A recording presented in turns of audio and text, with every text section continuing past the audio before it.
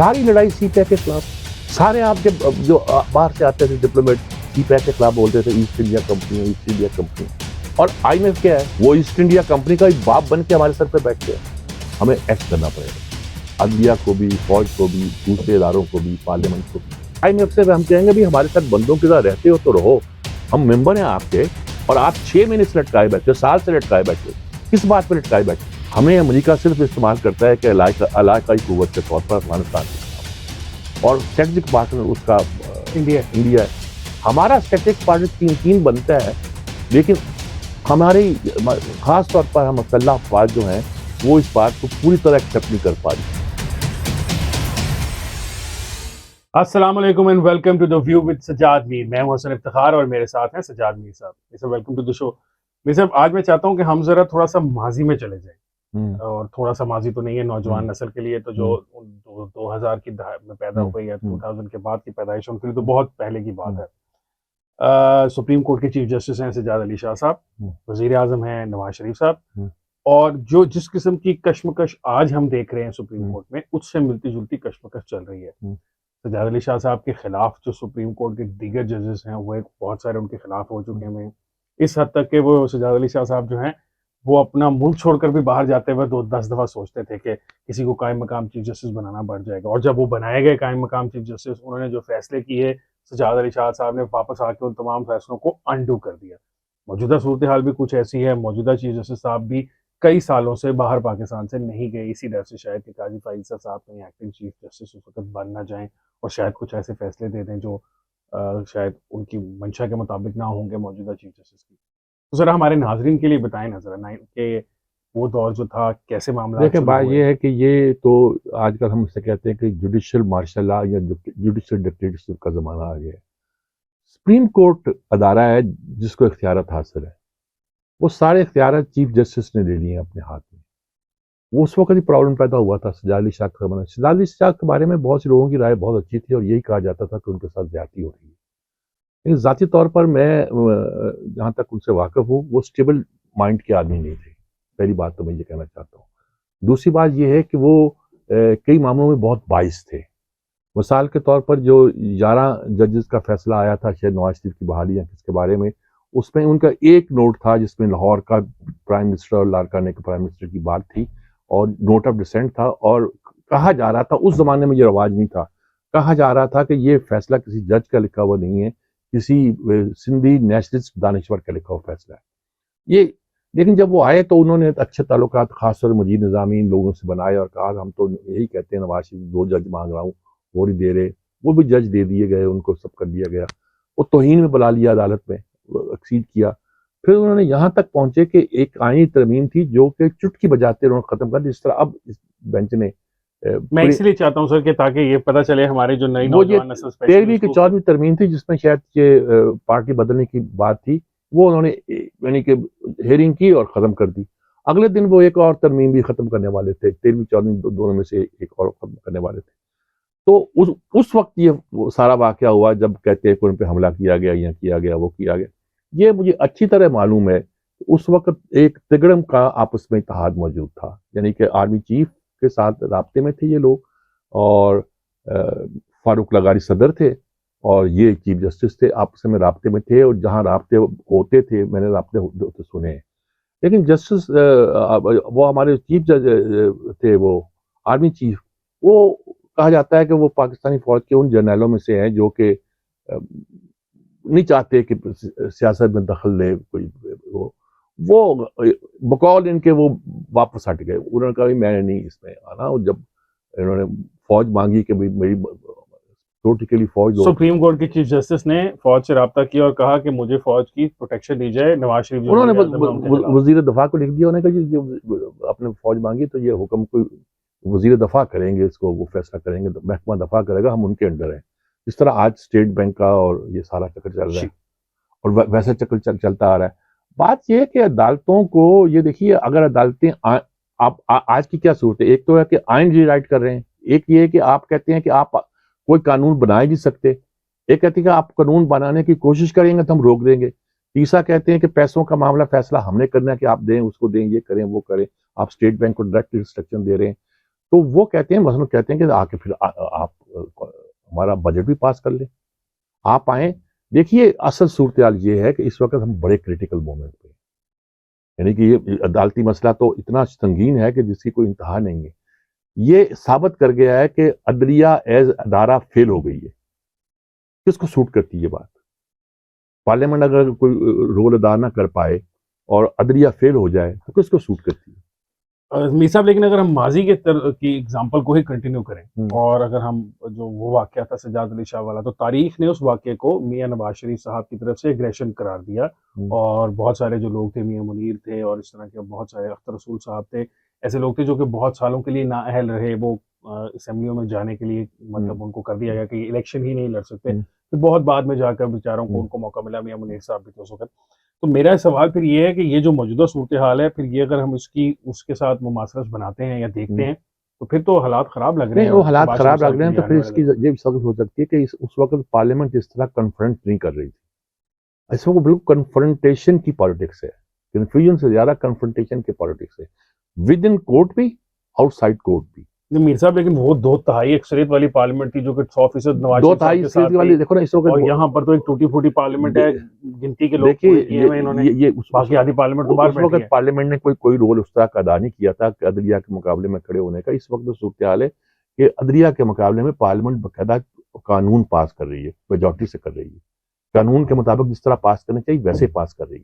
جیسے chief justice کہتے ہیں کہ یہ حق ہے کہ میں سنگل بینچ میں فیصلے دے دوں یا 3 بنچوں کے بینچ اپنی مرضی کا بنا کے فیصلہ دے دوں, قانونی طور پر میرا فیصلہ چلے گا. یہی کہتے ہیں نا وہ وہ کہتے ہیں پارلیمنٹ جو قرارداد پاس کر لے وہ پارلیمنٹ کا قانون ہے, وہ 22 کروڑ عوام کی ول ہے. دیکھیں نا بات تو یہ بنتی. میں یہ کہہ رہا ہوں آپ کو کہ اس ساری صورتحال کا نتیجہ یہ ہے کہ جو میں آپ کو اگلی بات کہنے والا ہوں یہ بہت امپورٹنٹ ہے, وہ یہ کہ آئندہ 3-4 ہفتے پاکستان کی تاریخ میں بہت امپورٹنٹ ہے. سارے اداروں نے اپنی فیلئر دکھا دی ہے. ایک ادارے نے کہہ دیا ہم نان پولیٹیکل ہیں. میں کہتا ہوں کہ وہ غیر سیاسی ضرور ہیں, غیر محب وطن نہیں ہے. یہ میں ٹانٹ کرنے کے لیے کہتا ہوں. کہنا میں چاہتا ہوں کہ کوئی ادارہ بھی پاکستان کی اس صورتحال پہ ہاتھ دھرے بیٹھا نہیں جا سکتا, دیکھ نہیں سکتا. لازمی نہیں کہ وہ مارشل لگا کے انٹروین کریں, اور بہت طریقے ہوتے ہیں. یہ آپ کا جو سٹرکچر ہے آئین کے تحت جو چل رہا ہے, یہ فی الحال چلتا ہوا اس طرح کچھ ہونے والا ہے. یعنی کہ یہ صرف مجھے یہ نہیں کہ اندر سے ایک فیلنگ آ رہی ہے کچھ ہونے والا ہے, تجزیہ یہ بتا رہا ہے کہ یہ زیادہ چل نہیں سکتا. اور مجھے ایک اور بات عرض کر دوں آپ سے, مجھے انٹرنیشنل سچویشن میں پاکستان کے ریفرنس سے ایک تبدیلی ہوتی دکھائی دیتی ہے. ہمیں امریکہ صرف استعمال کرتا ہے کہ علاقائی قوت کے طور پر افغانستان کے خلاف, اور اسٹریٹجک پارٹنر اس کا انڈیا ہے. ہمارا اسٹریٹجک پارٹنر چین بنتا ہے, لیکن ہماری خاص طور پر ہم مسلح افواج جو ہیں وہ اس بات کو پوری طرح ایکسیپٹ نہیں کر پائی تھی, خاص پچھلے آرمی چیف کے زمانے میں. اب لگتا ہے کہ ہمیں ریلائز کر لیا ہے کہ ہمیں سی پیک سے ہٹا کر کتنا بڑا نقصان کیا گیا ہمارا. اب آئی ایم ایف کے بارے میں ہم ذرا نہیں گیا ساگرار, وہاں نہیں گیا, وہ عمرہ کرنے چلا گیا, آ جائے گا وہاں سے.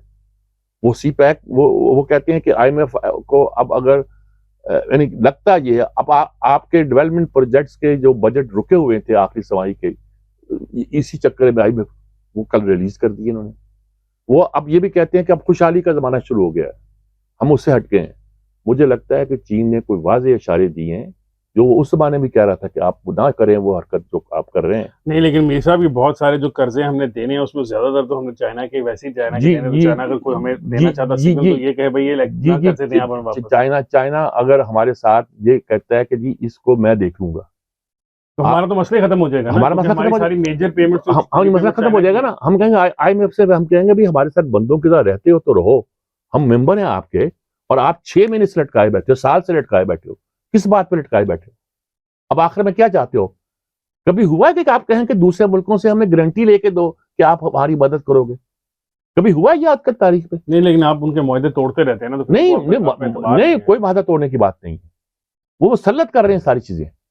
دنیا کے کس ملک کے ساتھ میں انہوں نے یہ باتیں مسلط کی ہے؟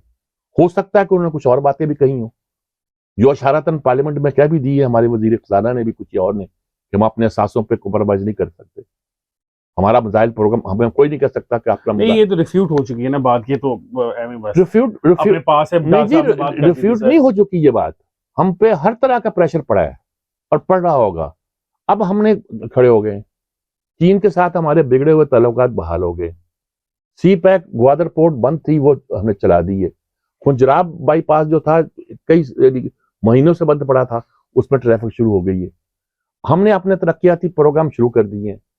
چین نے ہمیں وقت سے پہلے ہماری یعنی کہ اس نے یہ نہیں دیکھا ہمارے سعودی عرب کی طرح دوست جو یو اے کے دوست کہ آئی ایم ایف کے ساتھ معاہدہ ہوگا تو ہم پیسے دیں گے. انہوں نے ہمیں پہلے ہی پیسے ہمارے ری شیڈول کر دیے اور جو پیسے کچھ دینے دے دیے. اس کا مطلب ہے کہ ہمیں کچھ اشارہ ادھر سے ملا ہے. میں نہیں کہتا کہ ہم ایک دم سی پیک کی طرف جا رہے ہیں, میں ضرور کہتا ہوں کہ ہمارے پاس کچھ بریدنگ سپیس آئی ہے. اس بریدنگ سپیس میں ہمیں تمام اداروں کو اکارڈنگلی کا لفظ استعمال کر رہا ہوں اس وقت میں, ہمیں ایکٹ کرنا پڑے گا.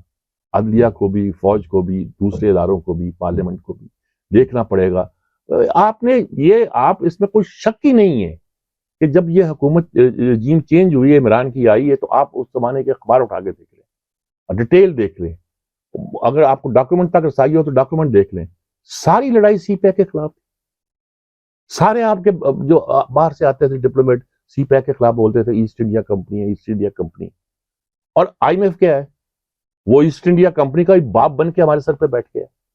اس وقت جن لوگوں نے کہا تھا کہ نہیں آپ کے پاس دوسرا آپشن موجود ہے, چائنا کے یہاں جو امبیسڈر اور کونسلر تھے وہ لوگوں کے گھروں میں جا کے کہتے رہے خدا کے لیے اپنی حکومتوں کو سمجھائیں, یہ غلط ٹریپ میں پھنس رہے ہیں, ہم پھنسے ہیں. اب اس سے نکلنے کا وقت ہے. اس میں عدالتوں کو بھی جو رول ادا کرنا پڑ سکتا ہے وہ انہیں کرنا پڑے گا. سر عدالتیں رول تو ادا کر رہی ہیں, وہ کہہ رہی ہیں آئین کی سپریمیسی کے لیے, آئین کی سپریمیسی میں 3 سوال اور بھی اٹھائے گئے تھے. ایک یہ اٹھایا گیا تھا کہ کیا ایک آؤٹ سائڈر اس طرح اسمبلی کے ممبران کو, چیف منسٹر کو کہہ سکتا ہے کہ تم اسمبلی توڑ دو, اور وہ without the concept of assembly, جبکہ اسمبلی یعنی کہ آئین میں کیا لکھا ہوا اسمبلی کب توڑی جا سکتی ہے, جو شاید لکھی وہ پوری کرتی ہے. کیا یہ تو نہیں اس کی مرضی ہے کہ جب چاہے توڑ دے, کیا وہ پوری کرتا ہے؟ یہ اطہر اللہ نے سوال اٹھایا تھا. دوسرا سوال بعد میں اٹھتا ہے, کیا آپ نے سوچا ہے کہ اکٹھے الیکشن کرانے کی جو ایک منطق تھی یا ایک حکمت تھی وہ اس میں پوری ہوتی کہ نہیں ہوتی؟ اور بہت سارے سوالات ہیں جو پیدا ہوتے ہیں جو آپ نے ایڈریس نہیں کیے. آپ نے یہ تو فیصلہ میں بھی کر سکتا ہوں 90 دن میں کرا لو. سر یہ جو 90 دن میں کرانا مشکل ہو رہا ہے نا. اب کیا ہو رہا ہے سر, وہ سپریم کورٹ تو کہہ رہی ہے نا کہ آپ کروائیں, مطلب آپ گورنمنٹ کو کرانا نہیں چاہتی تو پھر نہیں سپریم کورٹ کیا کرے گی؟ سپریم کورٹ کیا کر لے گی؟ سب لوگوں کو سزائیں ہوں گی نا سر, پھر جب آپ سپریم کورٹ کا آرڈر سزائیں ہوں گی تو ہو سکتا ہے کہ سپریم کورٹ کے آرڈر کو ڈیفائی کر دیا جائے. سر وہ یہی ہے نا کہ وہ آرڈر کو ڈیفائی نہیں, ایکسٹرا ایمرجنسی لگ جائے, ان پر کچھ ہو جائے.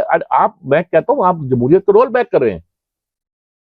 نہیں لیکن دیکھیں سر, یہ شخص سپریم کورٹ کے پاس یہ اختیار آئین دیتا ہے کہ تمام ادارے جو ہیں سپریم کورٹ کے پاس جی ایک فرد واحد کے پاس نہیں. لیکن اس وقت فرد واحد اگر فرد واحد بننا وہ اسی قانون کو روک رہا ہے. اس کا تو انٹرسٹ کلیش ہے. وہ قانون پاس ہوا ہے, وہی بینچ بنا رہا ہے, وہی بینچ بنا کر توڑ رہا ہے اور کہتا ہے یہ قانون نہیں بنا سکتے. وہ تو اس کا تو انٹرسٹ کلیش ہے, اور کوئی پاور سپریم کورٹ سے نہیں جا رہی. یہ کہا جا رہا ہے کہ اس کو ریگولیٹ کرو, 3 بندے بیٹھ کے فیصلہ کرو, بینچ فکسنگ نہیں کرو. آپ اگر جو یہ اب کہہ دیا لا منسٹر نے 2 جج جو لیے گئے جونیئر, میں تو تیار نہیں تھا, ایک طرح کا چیف جسٹس کے دباؤ کی وجہ سے ماننا پڑا. اب مزید جو 2 جج چاہیے آپ کو, وہ اس چیف جسٹس کی مرضی سے نہیں آئیں گے. آپ کا سپریم کورٹ اب مکمل ہوگا تو وہ جج آئیں گے جو اس چیف جسٹس کی مرضی کے نہیں ہوں گے. کب آئیں گے؟ یا تو آنے والے دنوں کا انتظار کیا جائے. یعنی کہ یہ واحد آدمی ہے جس کو اتنی بڑی ہزیمت اٹھانا پڑی کہ اس کے نامزد کیے ہوئے ججز جو تھے وہ ریجیکٹ ہو گئے. پھر بعد میں کمپرومائز کیا ہوگا اس نے کچھ کر کے, ان کو لایا گیا, دوبارہ میٹنگ کی گئی. تو بات یہ ہے کہ کمپرومائز تو پھر انہوں نے بھی کیا ہے, کرنا پڑے گا ان کو. اگر نہیں کریں گے تو پھر میر صاحب آپ کیا دیکھ رہے ہیں کہ یہ جو اس وقت گورنمنٹ کی اور جوڈیشری کی ایک بالکل ٹسل شروع ہو چکی ہے, اور آپ گورنمنٹ سے زیادہ وہ پارلیمنٹ تک لے گئی ہے گورنمنٹ, اور پارلیمنٹ جو ہے وہ قانون سازیاں کرتی ہے, پارلیمنٹ بل پاس کر رہی ہے. آج بھی اب جب سپریم کورٹ نے کہا کہ فنڈ جاری کریں, اور وہ اسٹیٹ بینک نے تو کہا جی ہم نے الوکیٹ کر دیے ہیں, لیکن ہم جاری جو ہے وہ حکومت کی مرضی کے بغیر نہیں کر سکتے. انہوں نے کہا جو فنڈز ہیں وہ الوکیٹ کر دیے ہیں, وہ آپ نے کہا اب ہم جاری کیسے, یہ تو نہیں ہو سکتا نا جی. آپ کہیں کہ جی میری مرضی کے بغیر میرے پیسے مجھ سے لے لیں. قوم کے پیسے ہیں نا, اسٹیٹ بینک کے پاس تو امانت پڑے ہوئے ہیں نا. अब कौन उससे पूछना किससे है, मुझसे आपसे थोड़ा पूछना। आज पार्लियामेंट का सुना इजलास भी होगा, एक हंगामी इजलास बुलाया गया है और उसमें कहा जाएगा कभी ना कभी होगा पार्लियामेंट को। ये सारी टसल जो है पूरे मुल्क को एक क्राइसिस में धकेल रही है। और मैं बार बार कह रहा हूँ कि जमहूरियत की जो आइडियल सूरत हाल है उससे हम हाथ धो बैठे हैं। अब जो कुछ भी होगा वो कोई इतना डेमोक्रेटिक नहीं होगा, ये कोई अच्छी खबर नहीं है, लेकिन इस वक्त लगता है कि शायद उसके अलावा और कोई रास्ता नहीं है जिस पे हम चल सकें। Thank you sir. नाज़रीन, जिस तरह के मीर साहब ने आपको बताया कि मामलात जो हैं वो इस कदर ख़राब हो चुके हैं कि शायद जमहूरियत से बाहर निकल कर हमें कोई फैसला करना पड़ेगा और वहीं से कहीं कोई नतीजा निकलेगा। आज के प्रोग्राम के लिए इतना, इंशाल्लाह आपसे मुलाकात होगी कल एक और प्रोग्राम के साथ। मुझे हसन इफ्तिखार को सजाद मीर साहब को इजाज़त दीजिए। अल्लाह हाफ़िज़।